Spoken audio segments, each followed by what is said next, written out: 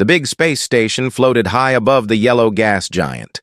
Its name was Ilthar Prime, a home for the Ilthar people. The Ilthar were tall and strong. They had thick gray fur, sharp claws, and long tails.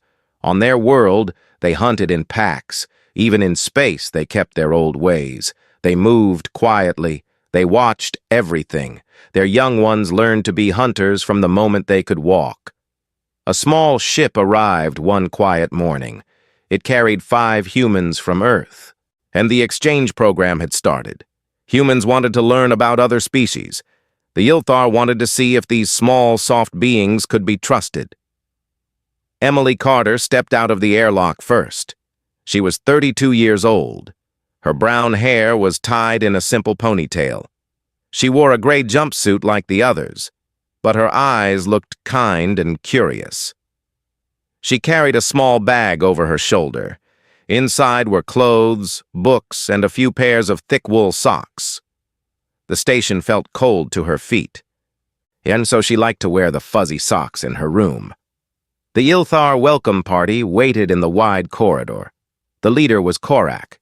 He stood almost 8 feet tall. His fur had silver streaks.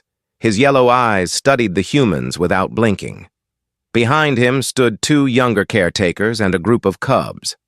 The cubs were small for Ilthar, only 4 to 7 years old in human time, but they already had sharp little teeth and strong legs.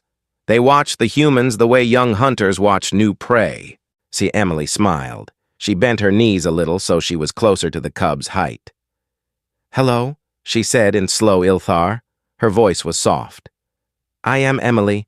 I come from Earth. I want to be friends."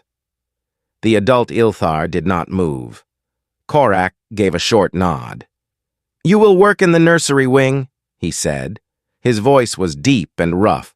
"The young must learn. You will help teach them about your kind. Do not interfere with training." Emily nodded. "I understand. I will be careful." One cub stepped forward. "I did not pull away." She stayed still and did not pull away. She stayed still and let him smell. Ryle looked up at her face. He tilted his head. Humans had no claws, no thick fur, no sharp teeth. They looked weak, yet this one did not smell afraid. Emily reached into her bag. She pulled out a small picture book. It showed bright colors and smiling animals. I brought stories," she said, "for the little ones." Korak's tail flicked once. "Stories are for rest time. Training comes first." Emily put the book away. Of course, training first. They walked through long metal hallways. The floor was smooth and shiny. Lights glowed soft blue along the walls. The air smelled clean, like metal and faint ozone. Emily's boots made small clicks with each step. The cubs followed behind in silence. Their claws clicked too, but sharper. And they reached the nursery wing. It was a big round room with low platforms, climbing bars, and soft mats in the center. Toys shaped like small prey animals lay scattered around. Some were made of hard rubber. Others had fake fur. The cubs liked to chase and bite them. Korak pointed to a small side room. "This is your space. You sleep here. You eat here. You stay close to the young." Emily looked inside. The room had a narrow bed, a desk, and a small heater unit. It felt plain, but it was enough. She set her bag on the bed and opened it. She took out her wool socks and placed them in a drawer. The socks were dark blue with little white stars. They were thick and very soft. She liked how they felt on her feet after long days. That first afternoon, Emily sat on the floor in the main nursery. The cubs formed a loose circle around her. Korak and the other adults watched from the doorway. Emily opened the picture book again. She pointed to a drawing of a smiling dog. "This is a friend animal on Earth," she said. "We call him Dog. He runs, he plays, he protects his family." Ryle sat closest. He leaned forward. "Does he hunt?" he asked. "Yes," Emily said. "Sometimes, but mostly he plays with children. He wags his tail when he is happy." The cubs looked at each other. Tails wagging sounded strange. Ilthar tails moved when angry or ready to hunt, not for happiness. Lyra, Ryle's sister, spoke next. She was smaller, with lighter fur. "Show us," she said. Emily thought for a moment. Then she smiled. She kicked off one boot, then the other. She pulled on her fuzzy blue socks. The wool covered her feet completely. She wiggled her toes. The cubs stared. Emily stood up slowly. She took 2 small steps. Her socked feet made no sound on the metal floor. Then she wiggled her toes again. The fuzzy fabric moved like little waves. Ryle's eyes grew wide. He reached out one paw. His claws were still small but sharp. He touched the sock very lightly, and the wool felt strange, soft, warm, not like fur, not like metal, not like anything he knew. He pulled his paw back fast, as if the sock might bite. Emily laughed quietly. "It's okay," she said. "Just socks. They keep my feet warm." Lyra moved closer. She sniffed the sock. Then she pressed her nose against it. "Soft," she whispered. Taz, the quietest cub, watched from the back. He did not speak, but his tail twitched once. Korak stepped into the room. "Enough," he said. "Playtime ends. Training begins." The cubs stood up at once. They moved to the climbing bars. Their claws scratched the metal as they jumped and swung. They were fast and strong. Emily watched them with interest. She saw how their eyes followed each other's movements, how they tested each other without words. When training finished, the adults left to eat. Emily stayed to help clean the toys. The cubs were allowed a short rest. They lay on the mats, breathing hard. Ryle came over to her again. He sat close. "Me, why no claws?" he asked. Emily looked at her hands. "Humans do not have claws like you. We use tools instead. We build things. We make friends." Ryle thought about that. "Friends," he repeated. The word felt new in his mouth. Emily smiled. "Yes, friends." That night, Emily sat in her small room. She changed into soft pants and a warm shirt. She pulled on her favorite pair of socks, gray this time, extra thick. She turned on the heater and opened a book from Earth. Outside her door, at the station was quiet. But in the nursery, 3 pairs of golden eyes stayed open. Reel, Lyra, and Taz lay on their sleeping platforms. They did not speak. They only looked at the doorway that led to Emily's room. They remembered the soft socks. They remembered how her feet moved without sound. They remembered the gentle laugh. And somewhere deep inside their hunter hearts, something new began to stir. Curiosity. Not the kind that made them stalk prey. The kind that made them want to know more. The kind that would soon lead them to sneak through dark hallways. The kind that would change everything. Weeks passed on the Ilthar station. Emily worked every day in the nursery. She read stories in a calm voice. She showed the cubs how humans played games with balls and sticks. She shared small pieces of sweet fruit from Earth. The cubs started to like her more each day. They no longer stared at her like strange prey. Now they came close and asked questions. Ryle asked the most. Lyra liked to sit next to her. Taz watched everything quietly but never left her side for long. The adults still watched carefully. Korak came every morning to check. He said little, but his yellow eyes missed nothing. Sometimes he nodded when he saw Emily teaching without fear. Other times he growled low when the cubs played too rough near her. One evening, after a long day of training, Emily felt tired. Her feet hurt from standing on the hard floor. She went to the common lounge near the nursery. It was a quiet place with big windows showing the swirling gas giant below. Few people came there at night. Emily sat on a low bench. She kicked off her boots. Then she pulled off her socks. The thick gray ones today. She left them in a small pile on the floor. She stretched her bare feet and sighed. The cool metal felt good for a moment. She stood up and walked to the food unit to make hot tea. She left the lounge empty, and the cubs had finished their evening meal. They were allowed free play before sleep time. Reel, Lyra, and Taz slipped away from the group. They moved quietly through the dim corridors. Their claws made soft clicks, but they knew how to step light. They had seen Emily go to the lounge. They wanted to see what she did when no one watched. They peeked through the open door. The lounge was empty. No Emily. But on the floor lay the pile of fuzzy socks. The gray ones looked soft in the low light. As Rill went first, he crouched low like he was stalking small prey. His tail stayed still. He sniffed the air, then he pounced. His front paws landed right on the socks. He expected them to fight back or run, but they did nothing. His claws slid over the wool. No grip, no scratch, just smooth glide. Ryle blinked. He pushed harder with his back legs. His body shot forward. He slid across the shiny floor, 5 meters, then 6. He stopped only when he bumped softly into the far wall. Then his eyes opened wide. A happy yip came out of his mouth. Lyra saw it. She ran over and shoved her paw into one sock. It was loose. Her claws went inside the fuzzy tube. She felt the wool all around her paw. Warm.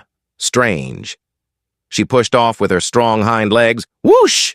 She slid faster than Ryle. Her tail whipped side to side for balance. She laughed in short, high bursts. The sound echoed in the empty lounge. Taz came last. He was always careful. He watched his friends slide back and forth. And then he tried.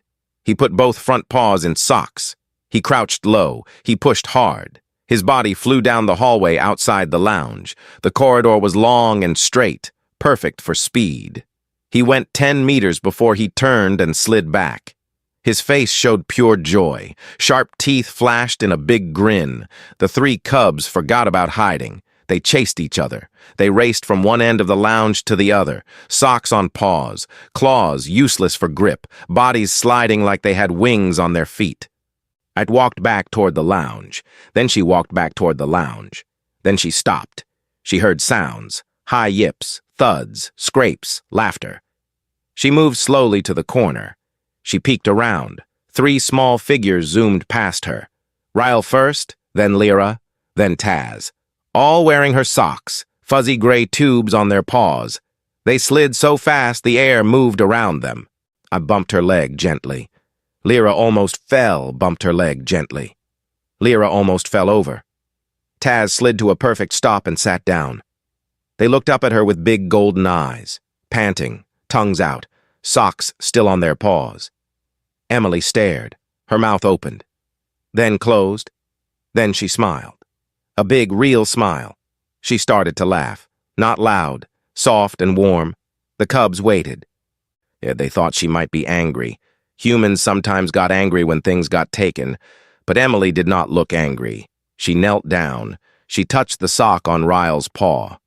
"You found my socks," she said, "and you are sliding." Ryle nodded fast. "It feels good," he said. "Fast, no claws needed." Lyra pushed forward. "We go zoom," she said. She made a sliding motion with her paw. Taz just wagged his tail once. Hard. Emily looked at the empty lounge, then at the long hallway behind them. She understood. In the smooth floors, the soft socks, no friction, perfect for fun. She stood up. "Do you want to show me?" she asked. The cubs yipped yes all at once. They led her down the corridor. Ryle went first. He pushed off and slid 10 meters, turned, slid back. Lyra did a circle. Taz went straight and far. Emily clapped her hands. "Very good," she said. "You are fast hunters on socks." The cubs beamed. No one had ever called their sliding good before. They played for a long time. Emily did not stop them. And hard. Their fur was messy. Emily gathered hard. Their fur was messy.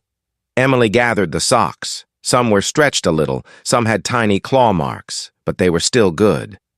"Come," she said. "Time for sleep." The cubs followed her back to the nursery. They walked slow now. No sliding. Just tired steps. At the door, Rill stopped. But he looked up at Emily. "Can we do it again?" he asked. Emily smiled. Maybe, she said. If you ask first next time. Ryle's tail wagged. Lyra and Taz nodded. They went inside. Emily watched them climb into their sleeping spots. She turned off the main light. In her own room, she sat on her bed. She looked at the socks in her hands, stretched, a little dirty, full of new stories. She laughed to herself, quiet, happy. Outside in the dark nursery, 3 cubs did not sleep right away. Thus they whispered. Tomorrow, Ryle said. More sliding, Lyra answered. Taz just smiled in the dark. They closed their eyes. Dreams came fast, dreams of long hallways, fuzzy socks, and the soft human who did not get angry, who laughed instead, who made their hunter hearts feel something new. Joy, pure, simple joy. The next morning started like any other. Lights brightened slowly. The station woke up. But the cubs did not wait for breakfast. Ryle, Lyra, and Taz slipped out early. And they went straight to Emily's room.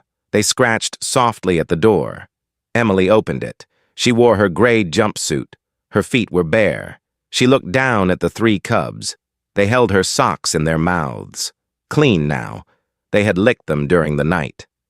Ryle dropped his sock at her feet. More? He asked. His tail moved fast. Emily laughed. You want to slide again? All 3 heads nodded. Golden eyes shone bright. She thought for a moment. Then she smiled. Okay, but we do it right. No running into walls too hard, and we tell the adults first. The cubs looked at each other. Telling adults sounded boring, but they wanted to slide. They followed Emily to the nursery. Korak stood there already. He checked the climbing bars. His big paws moved slow. He turned when he saw them. Emily stepped forward. Korak, she said, the cubs found a game. They use my socks to slide on the floors. It is fun for them. It helps them move fast without claws. Korak looked at the socks, and then at the cubs, then at Emily. His tail stayed still. Sliding is not training, he said. But it is play, Emily answered. Play makes them strong too. They use their legs. They learn balance. They laugh. They do not fight each other so much, Korak thought. He remembered how rough the cubs had been last week. Bites, scratches. Now they seemed calmer. He looked at Ryle.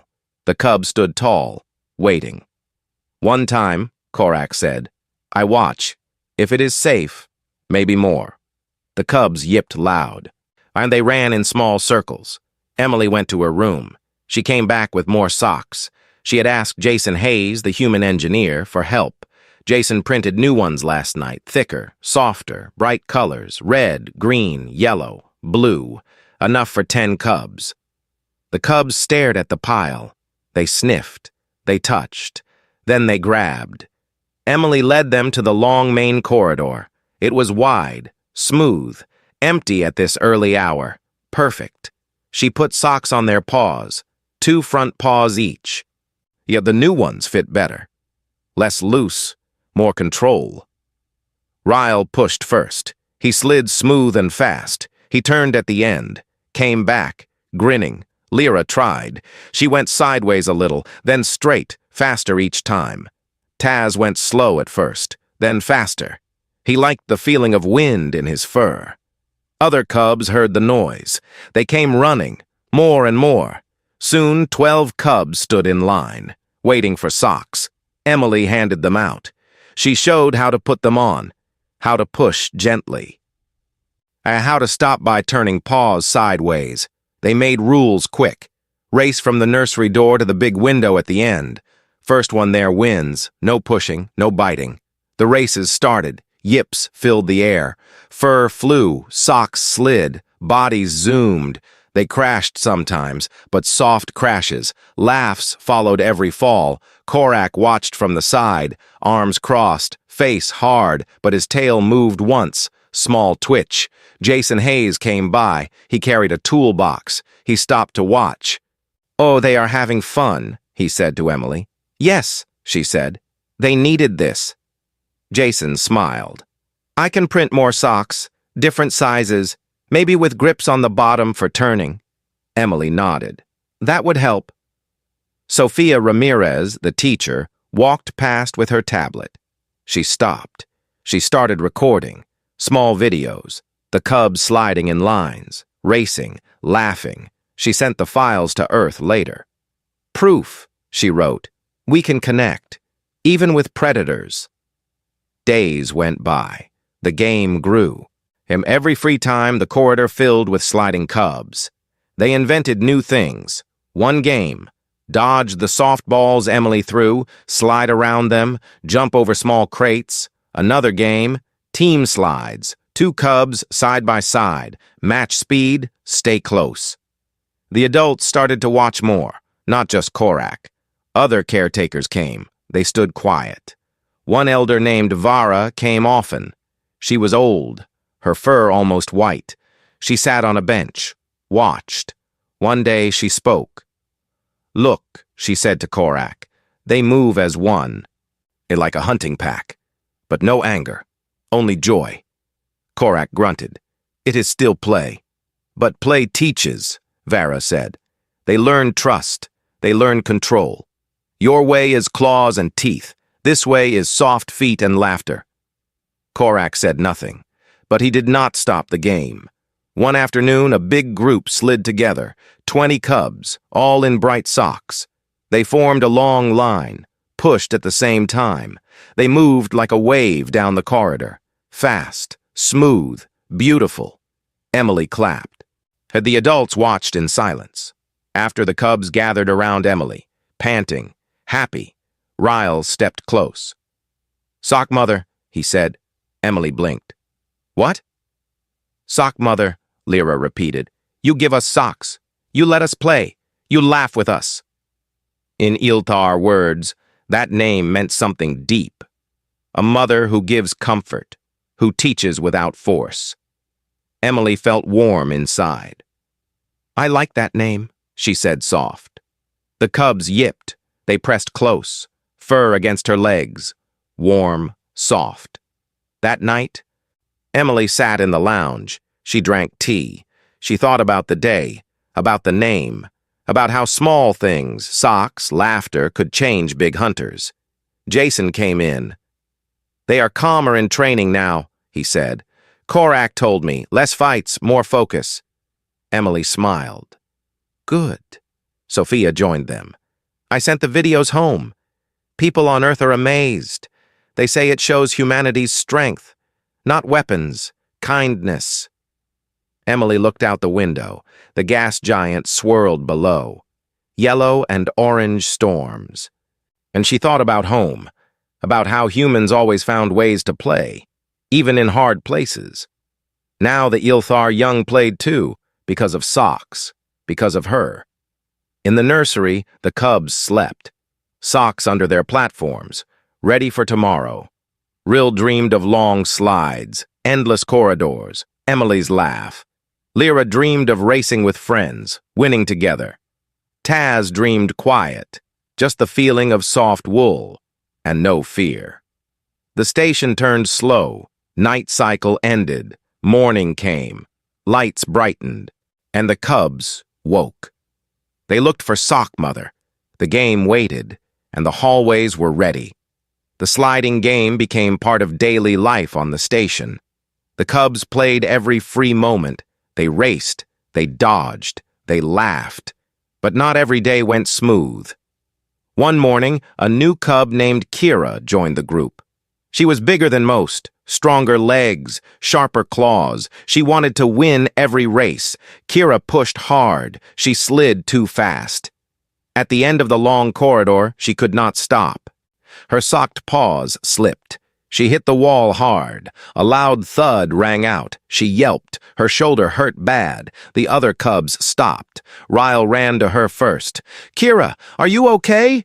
Kira tried to stand. She winced. Her fur stood up in pain. Emily heard the sound. She came running from the nursery. She knelt beside Kira. Let me see, she said soft. Kira showed her shoulder. A big bruise started to show under the gray fur. Small scrape, too. Emily took a deep breath. We need to fix this, she said. Or to her room. She came back with a small to her room. She came back with a small box. Inside were human first aid things, soft bandages, cool packs, gentle cream. She had brought them from Earth just in case. She showed Kira the cool pack. "This will help the hurt," she said. She pressed it soft against the bruise. Kira hissed at first. Then she relaxed. The cold felt good. Emily wrapped a bandage around the shoulder, not too tight, just enough to hold it still. She used the kind with pictures of smiling faces. Kira stared at them. "What are these?" she asked. "Smiley faces," Emily said. "They mean get better soon." Kira looked at the bandage. Her tail moved a little. "Strange," she said, but she kept it on. Emily stood up. She faced all the cubs. "Sliding is fun, but we must be careful. Listen, I will teach you how to stop, how to turn, how to go slow when you need." The cubs sat in a circle. They listened hard. Emily took off her own socks. She put them on. She walked to the corridor. "Watch," she said. She pushed off slow. She slid a short way. Then she turned her feet sideways. The socks gripped a little. She slowed, stopped clean. "See?" she said. "Sideways pause. Not straight. That makes friction. You stop." Real tried first. He slid, turned pause, stopped. "It works." Lyra did it next, then Taz, then others. Even Kira watched from the side. She smiled when they got it right. Emily kept teaching. "If you go too fast, crouch low. Use your tail for balance. Push soft at first. Build speed slow." The cubs practiced. Over and over. They fell less. They crashed less. They got better. Kira healed fast. Ilthar young were tough. In a few days, her bruise turned yellow. She wanted to slide again. Emily checked her shoulder. "Okay," she said, "but start slow." Kira nodded. She slid careful. Night. A big storm hit the gas giant night. A big storm hit the gas giant below. Winds howled. Lightning flashed orange and purple. The station shook. Lights flickered. Alarms beeped soft. The cubs did not like storms. On their home world, storms meant danger. Floods, falling trees, lost hunts. That night they gathered in the nursery. They huddled close. Tails tucked. Ears flat. Small whimpers came out. Emily heard them. She left her room. She walked to the nursery door. She saw them all together, shaking. She did not say anything at first. She just sat on the floor, crossed her legs, opened her arms. Ryle came first. He pressed against her side, fur warm, heavy. Lyra followed, then Taz, then Kira. Soon all the cubs crowded close. They buried faces in her jumpsuit. They held tight. Emily started to sing, a soft song from Earth, about stars. Unstroked their fur, slow circles, gentle stroked their fur, slow circles, gentle pats. One by one the whimpers stopped, breathing slowed, eyes closed. Korak stood in the doorway. He watched silent. His big frame filled the space. He did not move. Emily looked up. She met his eyes. She did not stop singing. The storm lasted long. Hours passed. The cubs fell asleep against her. Piles of fur and socks. Small snores. When the storm quieted, Korak stepped inside. He looked down at the sleeping young, then at Emily. "You calmed them," he said low. "No roar, no show of strength. Just song." Emily smiled, tired. Sometimes soft works better. Korak sat on a low platform. He looked at his claws, then at her small hands. "We teach with teeth, with pain, to make them strong." Emily nodded. "Strength comes many ways. Claws help, but so does trust. So does kindness." Korak thought long. "Well, I saw them fight less since the socks. They listen better in training, they share, they wait." Emily said nothing. She just stroked Lyra's ear. "You are strange," Korak said. "Small, no weapons, no thick hide. Yet the young call you mother." Emily looked at the sleeping cubs. "They call me Sock Mother, because I gave them fun. And now, comfort." Korak stood. "I will not stop the game," he said, "but I will watch closer, to learn." He walked out, his steps heavy, but slower than before.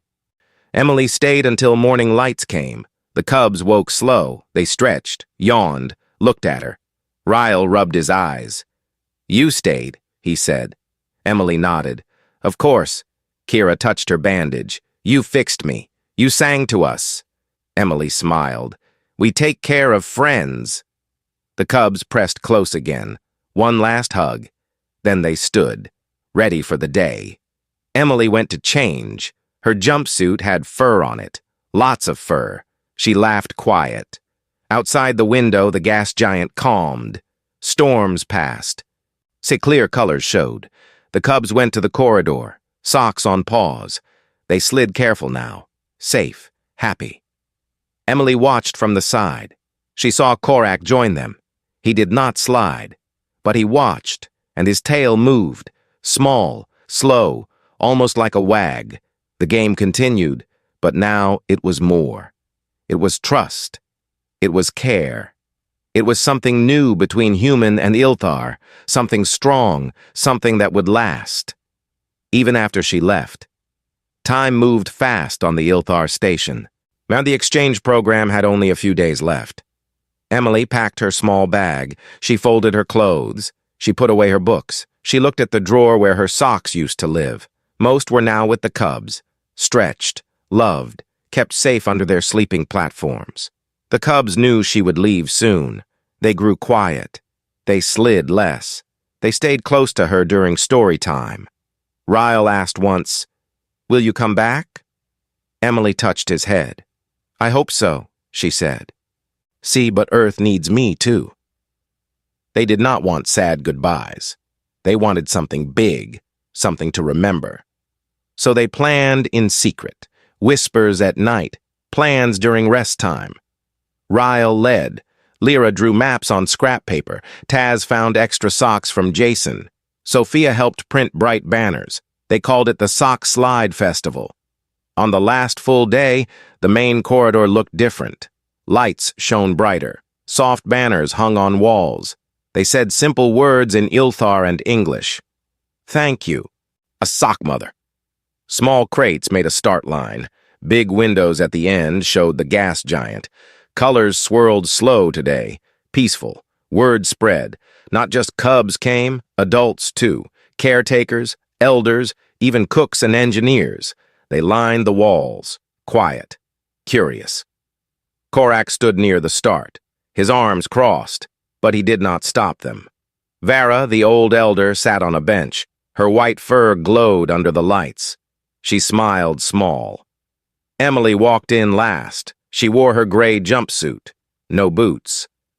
All wore socks, some red, some green, some blue, some black, some white, some brown, some yellow, some orange, some pink, some purple, some gray, some tan, some beige, some brown, some blue, some green, some red, some black, some white, some brown, some yellow, some orange, some pink, some purple, some gray, some tan, some beige, some brown, some blue, some green, some red, some black, some white, some brown, some yellow, some orange, some pink, some purple, some gray, some tan, some beige, some brown, some blue, some green, some red, some black, some white, some brown, some yellow, some orange, some pink, some purple, some gray, some tan, some beige, some brown, some blue, some green, some red, some black, some white, some brown, some yellow, some orange, some pink,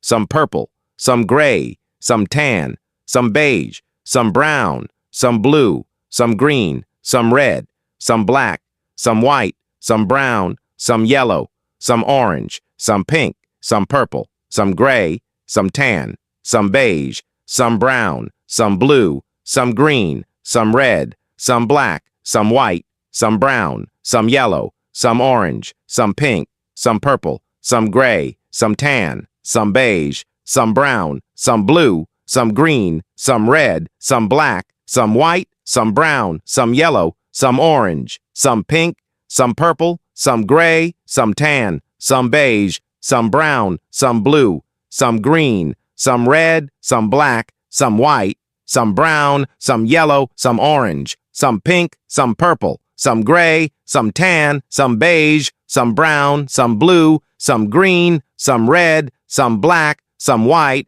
some brown, some yellow, some orange, some pink, some purple, some gray, some tan, some beige, some brown, some blue, some green, some red, some black, some white, some brown, some yellow, some orange, some pink, some purple, some gray, some tan, some beige, some brown, some blue, some green, some red, some black, some white, some brown, some yellow, some orange, some pink, some purple, some gray, some tan, some beige, some brown, some blue, some green, some red, some black, some white, some brown, some yellow, some orange, some pink, some purple, some gray, some tan, some beige, some brown, some blue, some green, some red, some black, some white, some brown, some yellow, some orange, some pink, some purple, some gray, some tan, some beige, some brown, some blue, some green, some red, all wore socks, some red, some green, some yellow with stars, some blue like Emily's first pair. They looked proud, tails high, a big circle formed. The cubs cheered when Emily stepped inside. High yips, happy barks. Ryle spoke first. His voice shook a little. "Sock mother," he said. "You came. You stayed. You taught us fun. You taught us soft. We want to show you one last slide." Emily's eyes grew wet. She nodded. "I want to see." The races began. First came short sprints, youngest cubs. They pushed gentle, stopped clean, no crashes. Emily clapped each time, then longer races, teams of 4. They slid side by side, matched speed, stayed close like a real pack. The corridor echoed with their joy. Kira went next. She was strong now, no more hurt shoulder. She slid fast, turned perfect, stopped right at Emily's feet. She bowed her head. "Say thank you for fixing me," she said. Emily touched her ear. "You did the work." More games followed. Dodge the soft toys. Emily threw them light. The cubs swerved, laughed, jumped crates, spun circles. The last event was the big one. All cubs together. A long wave slide. They lined up, 50 or more. Bright socks, shiny eyes. Ryle counted down. 3, 2, 1, go! They pushed as one. A river of fur and color. They moved down the corridor, fast, smooth, together. No one fell behind. And no one pushed ahead. Just flow, like wind over grass. They reached the end, turned, came back, slowed, stopped in front of Emily. Silence fell, then cheers. Adults clapped too. Deep rumbles, high yips mixed. Emily wiped her eyes. "That was beautiful," she said. The cubs gathered close. They pressed against her legs. Warm fur, soft socks. One by one, they gave gifts. Small things. A shiny stone from the training room. A drawing of Emily with socks. A tiny woven band made from old sock threads. Eril came last. He held her first fuzzy sock. The gray one. Stretched big now. He had worn it like a bracelet for weeks. He lifted his paw. The sock hung there. "We kept this one," he said. "For memory." Emily took it. She held it tight. "I will keep it too." Then Ryle did something big. He stepped close, pressed his forehead to hers, slow, gentle, the Ilthar way of forever bond, family, pack. Emily closed her eyes. She felt his warm fur, his steady breath. The other cubs followed. My pack too." Korak walked forward. My pack too." Korak walked forward. The crowd quieted. He looked at Emily. "You gave our young something we forgot," he said. Joy without blood, strength without fear. Emily met his eyes. You gave me something too, trust and friends. Korak nodded once, deep. The station will remember. We add a day to our calendar. The day of sliding socks. In slow. Cubs hugged. Adults talked. Some slow. Cubs hugged. Adults talked. Some tried socks. Big paws did not fit well, but they laughed anyway. Night came.